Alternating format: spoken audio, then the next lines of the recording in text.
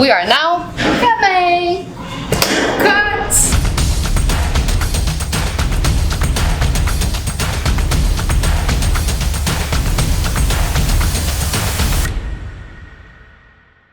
What's up, everybody? Today we are in Phoenix, Arizona, and I am going to be interviewing Chef Silvana at the Barrio Cafe, which is right behind me, right there. So I'm gonna take you with me on this journey and look at the mural. Chingonas, yes. So come with me and we go meet Chef Silvana.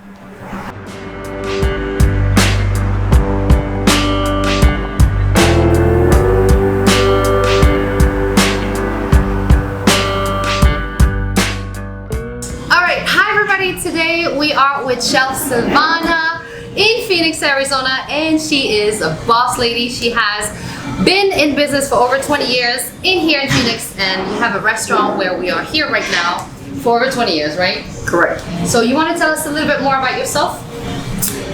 Well, I go back, I'm 61 years old, so I go back a little bit further than you do. But about myself would be that I, in my DNA, have 800 years of continuous Mexican and European baking, almost 100 of it here in the United States, of gastronomic excellence. Nice. One line, it's my working class line. I'm sure there's many lines that are working class, but that's the one I'm most proud of. Very nice. Were you always cooking, loving cooking when you were a child, or it came afterward? I used to play chef with my brother. I used to love to play in my dad's office as well. He had all I like to play with this, the baking, the duyas, the pastry bags, and organize all his little pastry decorating stuff. I had to clean the bakery. I worked at the bakery, so it's part of what I do. And so I also learned through that bakery that kind of developed of who I am today. I also learned to be of service to my community, because we were in the 60s. We opened in 64, so I got to watch a different world back then, and immigrant, non-English speaking parents, 3rd grade, 6th grade education, have to learn accounting, bookkeeping, and everything else, how to run a business. Right, and they did. Absolutely. So that alone right there prepares me for a good future. That's my little PhD in training, right? But the fact that I worked at a bank, and it was really good. The fact that I did sales, and I was really good at it. I'm the kind of person that will be fortified by a negative. So, share something with us that most people don't know about you. Dyslexia.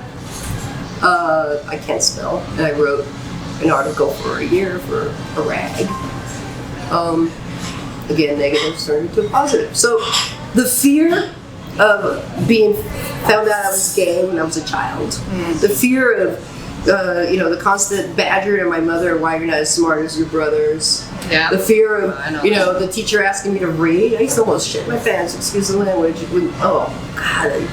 We're reading out loud today? Okay. My superpower is that instead of keeping it a secret, I tell you about it. It no longer has any cellular power over my being. It means nothing, because guess what I did?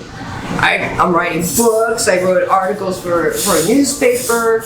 I just struggle with words, and certain words, no matter how much I try, I can't pronounce or I can't spell. Those are my secrets. I have a disease that has affected my whole body, and one of the side effects, not because of medicine, I'm all natural, is memory loss. So I can be in the middle of a sentence and I'll lose myself, so I've gotten really good at it. Not letting you know that I just lost where I was, or I let you know, you can remind me. Yes. Either way, I'm not embarrassed. I put it out there. I could be a secret, but why? So, what's the question? See? So, tell me, if you don't mind, share with us one of your biggest challenge, either in life or in business, and how did you overcome it? I live it daily. It's my health. I've been sick since I was 12 years old. I've been given many different labels and medications for feeling like crap, I got a name for it now. I own it. Just like it is what it is. I deal with it at the moment. I have to know that it's okay to stop everything. Because you don't know that. And pause. Just get things going. Right. But it's interesting you saying that from someone who actually run a restaurant or own a restaurant. Because this is the last business when people actually take time and pause. It's always on the go and stressful. Yeah, you know what? This restaurant runs itself. I kid you not. It starts with my business partner, Wendy, and I being good bosses. Why are we good bosses? Because we've been employees. You know what it is to be treated by men, white, power, privilege. We do. She's Jewish. She's short. You name it. Come here, little lady. I want to talk to the dyke, you know, that type of thing, you know, like all that shit. We've been through it all. So we understand. And we made a commitment and we stick, for example, the art. Yeah. We don't charge anybody for the art. Instead, we pay. Okay? The employees. Some make as much as we do. All right? And the reason it is because there's love, there's unity, there's family, there's integrity. I will not budge from that. Otherwise, I'd be a very rich woman. Yeah. But I'm not, because I'm very talented. So, I know you've opened this, or you've been in business over 20 years. But what piece of advice would you give someone who wants to start a business here in Phoenix, Arizona? Typically, maybe even a restaurant. All right. It was 20 years ago. I used to beg people to come here and bring. I called everybody I knew back in California, in Texas, back in Florida. Wow. Arizona. You know, I got here in '92 and check it out, and I was like, oh, they have infrastructure, but there's nobody here. Right. It's either all white and some, you know, some brown. No people of color, really. Right. I'm like, let's go shake up the neighborhood, you know. And it's cheap. Houses at that time were like $78,000. Oh wow. Way under $100. Not like that anymore. When I moved here in '94, '95, the houses had gone up to like 119 in Levine. Coming from California, wow, okay, you know, let's do this. So I was very excited about Arizona, and I still am as excited 20 years later because we're still on the cusp of boom. So if you are, and now Pop-Up's Cottage, Right. you know, look up the word cottage industry and see what you can tap into. That means you work from home. You can bake from home and sell. Right. Right? So you still have it. I'm very big on still keep a job. Don't mortgage the house. Don't go out. Look, it's like this. You and I get together. Maybe we have a third friend. We're having some drinks. We're talking. We like to cook. We want to start a business. What are we going to do? Let's start a business. Okay, so then we go find a place, we find the money. Who's gonna cook? Well, you're the best one, you like food, you're the chef, right? And then now we think we're gonna go open a restaurant and be successful. We probably overpaid in a shopping center that doesn't have the foot traffic. Nobody freaking knows us. And we're not even like, you're calling yourself chef, but you're not really a chef. Right. And that happens more often than not. That's why a percentage of people who open a restaurant end up closing. Simple as that. And they lose their mortgage, some investors' money, their grandmother's money, I don't know. But I did it. Well, how to keep it afloat then? What is it that's... Oh, it's not easy. I can tell you from the very get that it took about 7 years because I had $38,000 to open this restaurant. This tile I won't get rid of because I and my partner laid it. But having said that, you know, I poured her heart and soul into it. Yeah. Put all your elbow grease, because there's a lot of people who open restaurants and don't know how to cook, so they hire people. Right. You know, and they just come and go, and they're just paid. They don't make any money because they're just paid. Right. If I had to open a restaurant right now, if I had to redo it all over again, depending where I came from, and let's say I was exactly coming back from Mexico, you know, doing much, whatever, and I had a good history. I can't say that I would open up a restaurant. I think I would write books. You write books? I'll tell you what. Wow. The restaurant industry today, the way it's going, it's not what I signed up to do. I'm a gourmet chef. I'm a fancy girl. You look a little, dykey, whatever, funky.